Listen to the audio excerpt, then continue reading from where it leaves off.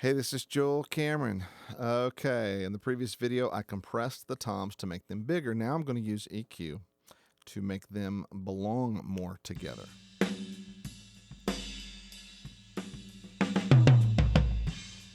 Okay, now listen to the difference.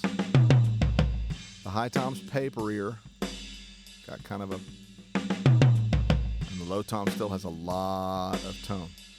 So I think what I'm going to do first, since I'm a subtractive kind of guy, I'm going to go contain some of that tone in the floor tom.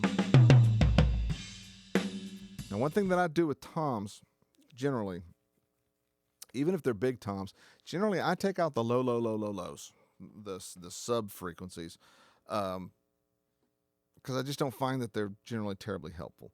So I'll go ahead and do that, and usually I'm literally talking down like around the frequencies that aren't going to do much but freak out your woofer more or less, and screw up your mastering engineer. So I'll usually be fairly dramatic with pulling these out. Some people might disagree. It just seems to work for me. So I'm going to pull those out. See, it's still got plenty of tone. It's not as overwhelming. This is the floor tom I'm messing with, so that second one. Okay, now I'm going to pull out some of the low, mid. Okay, a little bit lower than that, lower frequency. Somewhere around there. That's pretty good, actually. A little bit too much. Okay, so now that feels a little bit lighter. Already they kind of belong together a little bit more. I am going to add some weight to that high tom. So even though the low frequency, the floor tom still has more lows in it than the high, I'm going to balance that out in a sec. But I'm not quite done with this. Listen to the attack. It's got kind of that sort of papery tick to it, even after the compression. And that's going to be squarely in the mid-range. That's going to be somewhere, around like 1K or something. That's a little better right there. A little much, maybe. No, maybe not. That's pretty good. I think I'll narrow it just a little bit. Or rather, no. Sorry, not a whole lot of commentary here. I'm just listening.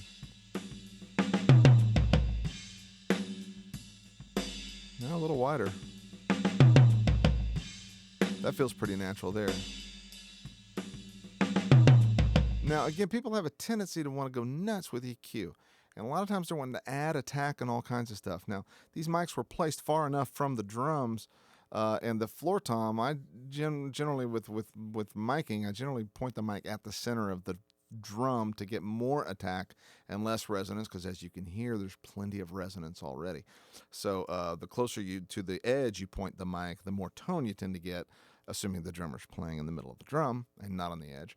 But and the more toward the middle that you point it, the more attack you tend to get. So I tend to place the floor tom mic closer to the center to get more attack. So I have plenty of that, plus the higher frequency content and the personality and the sort of listening perspective of the floor tom, because when you're listening to a drum set, you're not like putting your head on each drum. You're usually standing in front of the kit or beside the kit or something, so you're a few feet away from any particular element on the kit at a time. Much like the overheads are. So I've got the overheads here. If you put the overheads in and listen, see, the tom has plenty of room to speak.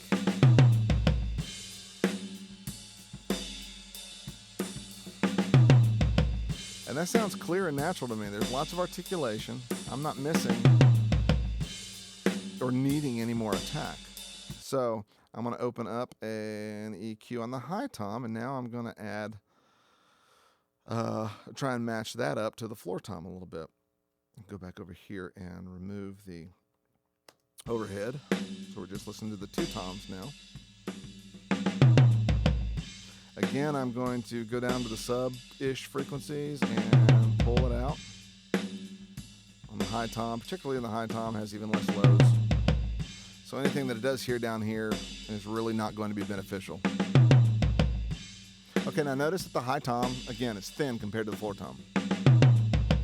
Not necessarily a terrible thing, but I do want to match that up and make them a little bit closer.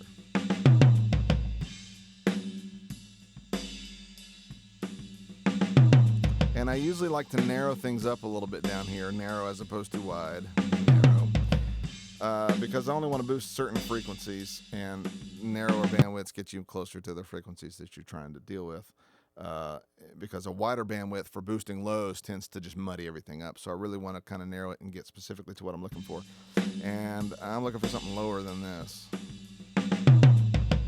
That's better. Maybe lower than that.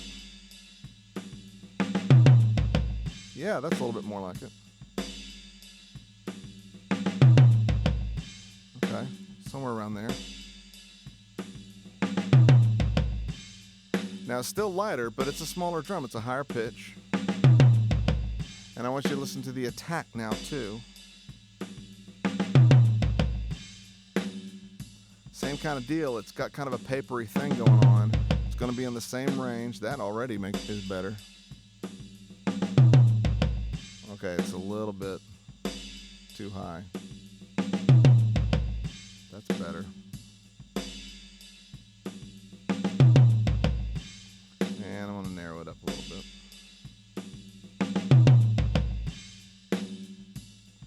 Okay, that's pretty close.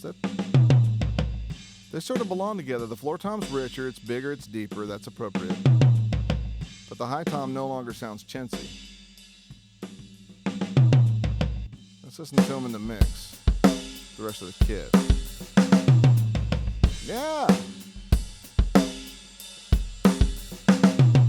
Now, generally, when I'm EQing, I like to EQ it in context. This one I really kind of didn't, because I was really, again, working subtractively with removing what I knew bothered me about the floor tom.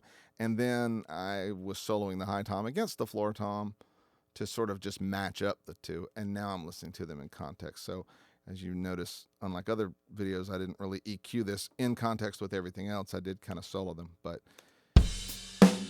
I like it. Okay, so real quick, let me just bypass the EQ and the compression.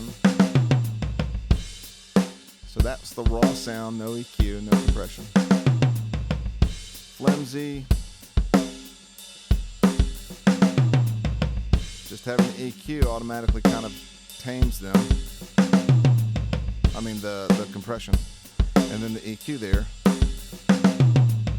makes them belong together. They sound like the toms on the same kit.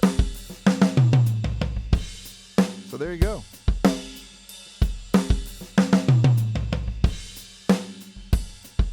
All right. So that is it.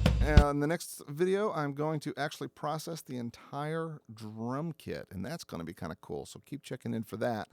I think you'll find that interesting. In the meantime, please check out my blog at joelsmixup.blogspot.com, and I thank you for watching.